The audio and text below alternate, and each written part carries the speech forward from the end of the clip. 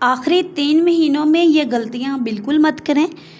पहली गलती आखिरी 3 महीनों में जो की जाती है वो ये है कि पानी जो पड़ता है एक हामिला औरत को हमल के दौरान, उसका ख़्याल रखना बहुत ज़रूरी होता है।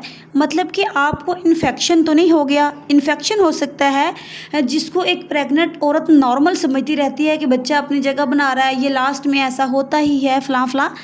जो अक्सर नॉर्मल ना हो तो बच्चे या माँ को इन्फेक्शन हो सकता है। ये इन्फेक्शन वजाइना के ज़रिए यूट्रस में पहुंच जाता है और बच्चे को इन्फेक्शन हो सकता है, जो डिलीवर होने के बाद बच्चे को बुखार या कोई मसाइल का सामना करना पड़ सकता है।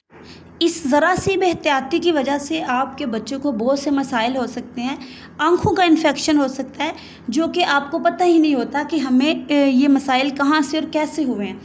अब इन्फेक्शन होने की कुछ अलामात आपसे शेयर करूँगी ताकि एक हामिला औरत अलर्ट हो सके कि मुझे ये मसाइल हैं तो मैंने फ़ौरी डॉक्टर के पास जाना है। अब इन्फेक्शन होने की अलामात ये हैं, सबसे पहले कि आपको बार-बार पानी पड़ना। दूसरी, पानी का कलर तब्दील हो जाएगा, बिल्कुल वाइट पानी नहीं होगा, येलो सा कलर होगा पानी का। इसके अलावा पानी में से स्मेल आएगी, स्मेल इतनी ज़्यादा होगी कि आपको खुद फील होगी कि मुझे कोई दूसरा भी आपको बताएगा कि आप में से स्मेल आ रही है और आप खुद भी फील कर सकते हैं कि आपको स्मेल आ रही है, उस पानी में से स्मेल आ रही है, अगर आप नोट करें तो। इसके अलावा आपको बुखार हो सकता है, आपको पेट के निचले हिस्से में और कमर के निचले हिस्से में बार बार दर्द रह सकता है, पेशाब करते हुए आपको जलन महसूस होगी, खारिश महसूस होगी और पेशाब करते हुए आपको दर्द महसूस होगा। हम बिस्तरी के दौरान आपको दर्द महसूस होगा।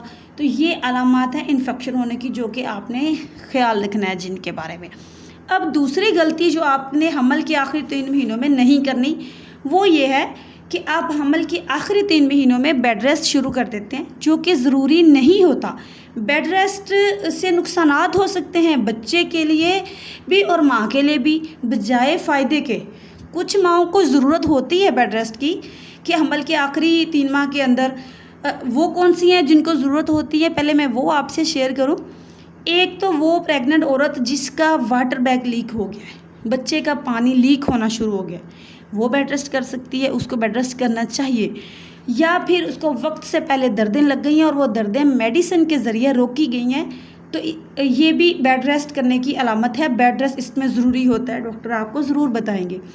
इसके अलावा जिसकी सर्विक्स कमज़ोर हो, बच्चेदानी का मुंह कमज़ोर हो, बग़ैर दर्द के बच्चेदानी का मुंह खुल जाता है, पिछली किसी डिलीवरी में खुला हो या इसमें खुलने के अमकानात हों और डॉक्टर्स आपको टांका लगा के बच्चेदानी का मुंह उसने सिलाई किया हुआ होता है, जो कि आपको 9वें महीने में दर्दें लगने पर खोला जाएगा, तो इसमें भी बेड रेस्ट बहुत ज़रूरी है।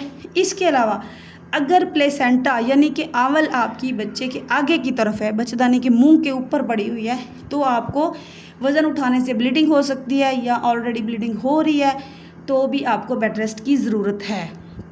इसके अलावा अदरवाइज़ आपको बेड रेस्ट की ज़रूरत नहीं है। अगर आपका बच्चा बिल्कुल ठीक है तो आप रोज़मर्रा की एक्टिविटी में ख़ुद को मसरूफ़ रखें, एक्टिविटीज़ करते रहेंगे, आप एक्टिव रहेंगे ताकि नॉर्मल डिलीवरी के अमकानात बढ़ जाएं। अगर आप चाहते हैं कि आपकी नॉर्मल डिलीवरी हो, तब आपको हमल के आखिरी 3 महीनों में काम, वज़नी वॉक शॉक, ये सारे काम करने हैं। इससे बच्चा भी एक्टिव होगा और हेल्दी भी होगा। अब वॉक आप एक रूटीन बना लें कि आपने वॉक लाजमी करनी है, हमल के आखिरी 3 महीनों में ये ज़रूरी है। अब तीसरी गलती के बारे में बात करें तो आप हमल के आखिरी 3 माह में अगर चेकअप नहीं करवा रही तो ये बहुत बड़ी गलती कर रही हैं।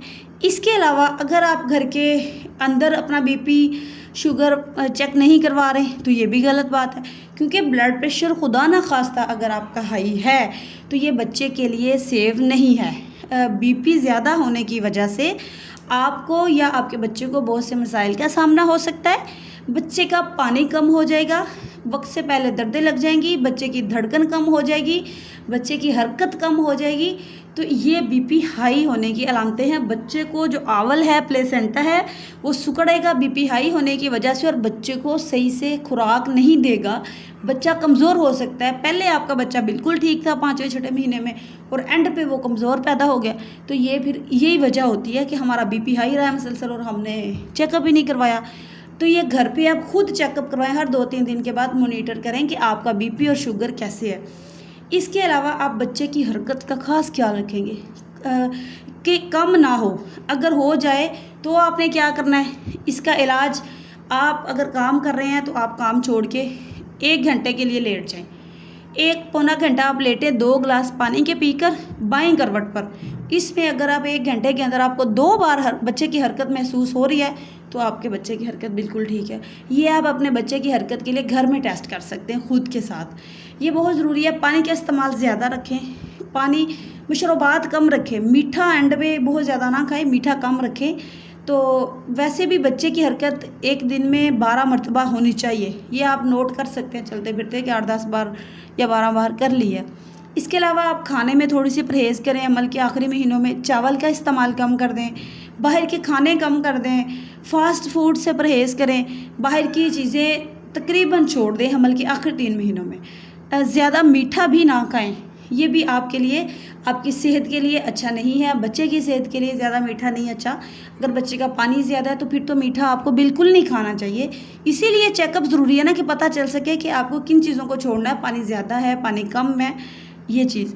अब इसके अलावा हमल के लास्ट 3 महीनों में आपने 7वें में लाजमी HB चेक करवानी है। वो इसलिए, अगर खुदा ना खास्ता आपकी HB कम हो गई है, अंड पे जाके वैसे HB कम हो जाती है, किसी की तेज़ हो जाती है, लेकिन अगर आप चेक करवाएं, अगर कम हुई तो आप टाइम से ड्रिप लगवा कर सप्लीमेंट के ज़रिए अपनी HB पूरा कर सकते हैं। अगर आपको इस खून की कमी है तो आप ब्लड लगवाने के बगैर मेडिसिन के ज़रिए ड्रिप्स लगाकर आयरन सप्लीमेंट की टैबलेट्स के ज़रिए खुद की HB कंप्लीट कर सकते हैं। अब आयरन और कैल्शियम ये हमल के दौरान वैसे भी बहुत ज़रूरी है। हमल के आखिरी 3 महीनों में तो ज़रूरी है ही है, लेकिन शुरू से ज़रूरी है। शुरू के 3 महीनों में आपने फोलिक एसिड का इस्तेमाल जारी रखना है, जो कि बहुत ज़रूरी है आपकी और आपके बच्चे की सेहत के लिए, आपकी बच्चेदानी के लिए। देखिए, अगर हम बच्चे पैदा करते जा रहे हैं, कुछ औरतें हमल के दौरान मेडिसिन नहीं खाती, वो मेडिसिन ना खाने की वजह से हम आपके एंड के दिन, हमल के एंड के दिन नहीं, आपकी लाइफ के एंड के दिन आपका बुढ़ापा अच्छा नहीं गुजरता। आप वक्त से पहले बूढ़े हो जाते हैं, आपसे वक्त से पहले बूढ़े होना नज़र आने लग जाते हैं, आपके फेस ख़राब हो जाता है, आपके जिस्म में एक किस्म की सांस नहीं होती, आपकी टांगों में दर्द, कमर में हर वक्त दर्द रहना। तो ये बहुत सारे मसाइल इसी वजह से होते हैं कि आपने बच्चे तो पैदा किए, ना ही आपने एक हेल्दी और एक्टिव लाइफस्टाइल रखा खुद का, और ना ही आपने मेडिसिन इस्तेमाल की। एक हेल्दी और एक्टिव लाइफस्टाइल होना चाहिए हमल के दौरान। हमल एक कोई बीमारी नहीं है, ये एक नॉर्मल प्रोसीजर है। बीमार बंदे को तो हमल होता ही नहीं है। तो ये एक नॉर्मल प्रोसीजर में आपने अपनी खुराक अच्छी रखनी है। शुरू के जैसे ही आपको हमल हुआ या हमल होने से पहले से भी, हमल होने पे तो बहुत ही ज़रूरी है कि आप अपनी खुराक अच्छी रखें, ड्राई फ्रूट्स का इस्तेमाल करें, दूध का इस्तेमाल करें, दही का इस्तेमाल करें, कच्ची सब्जियां खाएं, खीरे, सलाद, गाजर वगैरह। इसके अलावा एक डेली का 1 अंडा खाएं, बहुत ज़रूरी है। कैल्शियम की टैबलेट दूध के साथ इस्तेमाल करें और आयरन की टैबलेट आप अलग लें। इनका टाइम टेबल भी आप अलग बनाएं। जो आयरन की टैबलेट है वो कैल्शियम के साथ अगर आप मिक्स करके खाएंगे इकट्ठी दोनों, तो ना वो असर करेगी ना वो असर करेगी। तो आपने सुबह के टाइम आयरन खा लें, रात को कैल्शियम खा लें, या कैल्शियम सुबह को खा लें, रात को आयरन खा लें, या 3 घंटे का वक्फा लाजमी रखें, सुबह दोपहर कर लें, जैसे भी आप करें, लेकिन इकट्ठी ना खाएं। और दूध में चीनी डाल के इस्तेमाल मत करें, ये आपके बच्चे के लिए बहुत ही फ़ायदेमंद है। तो ये थी हमारी आज की वीडियो, उम्मीद करती हूँ कि पसंद आई होगी। तो इसी के साथ साथ वीडियो को लाइक कीजिए और